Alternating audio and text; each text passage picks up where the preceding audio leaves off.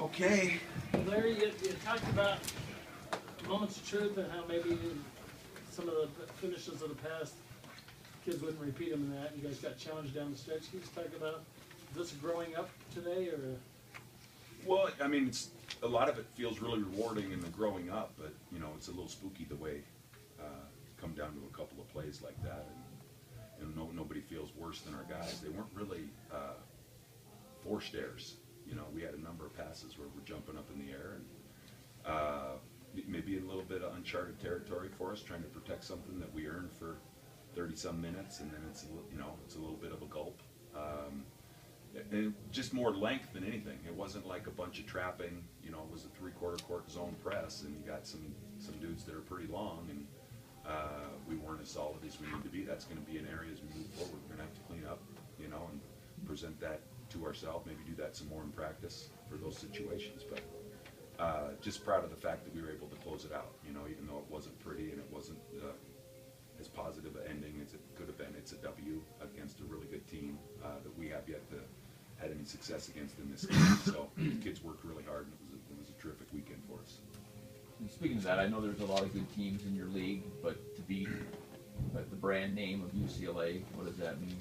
Well, you know, the whole once the USC game was over, I think we all got a little charge, coaches, players, perhaps even media. Just, you know, it's one of those names that you think of with college basketball. At least I do. And you know, we've got a lot of respect for what they've done, where they're going, Coach Alford, and here we are presented with an opportunity. Why we're all so excited. I told the kids, you know, as part of the team, this is why you wanted to come and be a part of the Pac-12. You know, a number of California kids, and everybody, you know, everybody's. This is it, and this is our time. And the crowd, I thought, was terrific, and the enthusiasm in the building, and you know, overall it was great. But I don't like the extremes that much, and then that's what scares me. Is, you know, we've been through a lot in 2.5 years here. And always tried to keep kind of an even keel with our approach. As you know, we've talked about it before. And you know, through some tough times, it was about waking up the next morning. And I've often said every day's a jump ball. You got a chance to get a little bit better. And so, you know, having said that, now maybe we're starting to move toward the other end of the spectrum, and we certainly don't want to change that blueprint at all. But it's a proud day for me, and I know the kids are ecstatic, our staff and fans. It's you know, it's a really good day for Utah basketball. Coach, can you talk about Kenneth's contribution coming off the bench? Has barely played since the Boise game. Coming off the bench, making, you know, giving you a big lift offensively, and also hitting those 2 free throws down the stretch when typically this season he hasn't been a great free throw shooter. Yeah, no, I mean, the kid is. It reminds me a little bit of Dakari and Brandon from a year ago, where. You know, things didn't go that well. It's a lot for college freshmen to handle. You look all around the country, and I've talked to coaches, it's hard to put freshmen on the floor in times like this, and he's been bringing it in practice consistently with a smile on his face.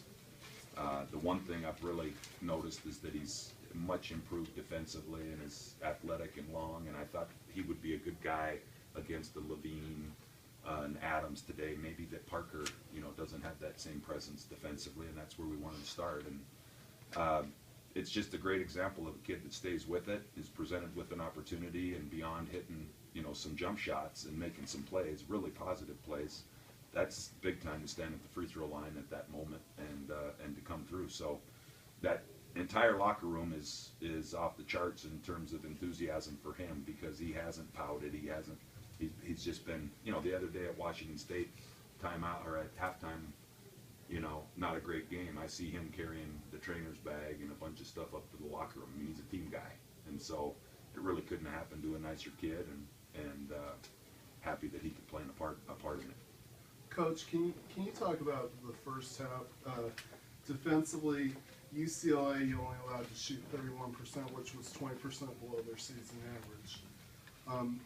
How much did that generate momentum for the team to have that good of a defensive performance on their shooters? Well, I mean, that's the thing. It's a big personnel team. I think Anderson has a lot of traits. He's a really good player, and you know, the decision we kind of made with him was if he ended up getting 25, and I don't know how many he scored in the game, 28. It's funny because we said if he ends up getting 20 or 30, at least he's not going to be finding a bunch of other good players. And so that was maybe an area that was a challenge, and he stepped up to the plate and made great plays. But we took away a lot of his assists, I hope, because it felt Still he at got 7. 7.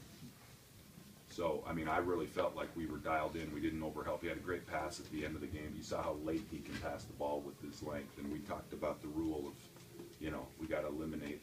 And I'm afraid he would have had a triple-double if we wouldn't have talked about it as much as we did. But that's where the season's, you know, that's our success, I think, is going to be predicated on our defensive effort. And that first half was great. And really, the second half was tremendous defense, too. It was just we couldn't defend turnovers. You know, when you're throwing the ball away and they're getting a little bit of mojo going, we had 2 pretty good halves, I thought, overall defensively.